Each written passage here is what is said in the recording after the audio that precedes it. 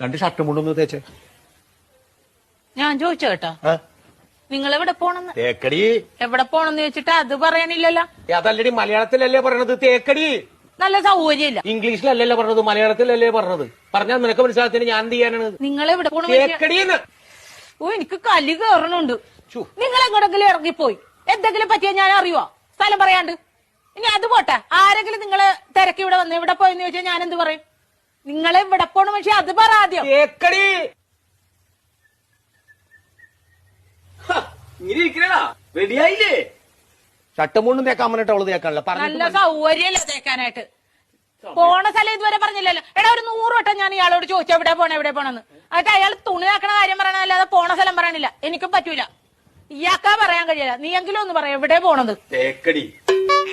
ആഹാ, അത് കൊള്ളാല. ദേ ഒരു കാര്യം ഞാൻ പറഞ്ഞേക്കാം, എന്റെ കെട്ടിയൻ എന്നെ ഇടിപൊടി എന്ന് വിളിക്കും. എന്ന് വെച്ച് കണ്ടവന്മാര് വീട്ടിൽ കയറി ഒന്ന് ഇടിപൊടി എന്ന് വിളിച്ചിട്ടില്ല, അടിച്ച കാരണം വിളിക്കും. പറഞ്ഞാൽ മനസ്സിലാവൂല. അതാണ് ഞാൻ പറഞ്ഞത്. ഞാൻ പെടാപ്പാട് വെട്ടിയിരിക്കണ ഇപ്പൊ ഇവിടെ കിടന്നു. നിനക്ക് എന്നാ കാര്യടാ എന്നെ ഇടിപൊടി എന്ന് വിളിക്കും? തേക്കടി. ഞാൻ ഒരു വട്ടം പറഞ്ഞു, ഇനി ഞാൻ അടിക്കും, സത്യമായിട്ട് അടിക്കും ഞാൻ. മനസ്സിലായില്ലേ ഇപ്പൊ പറഞ്ഞത്? പിന്നെ പറഞ്ഞാലല്ലേ മനസ്സിലാവുള്ളൂ. പറയണ്ടേ? കോട്ടയം കുമളി വഴി തേക്കടിക്ക് പോണെന്ന് ഞങ്ങ ടൂറ് പോണേണ്. ടൂറ് പോണത് തേക്കടിയുടെ കാര്യമായിരുന്നാ പറഞ്ഞത്. എനിക്ക് മനസ്സിലായില്ല. രണ്ട് ഷർട്ടും മുണ്ടൊന്ന് തേച്ചേ.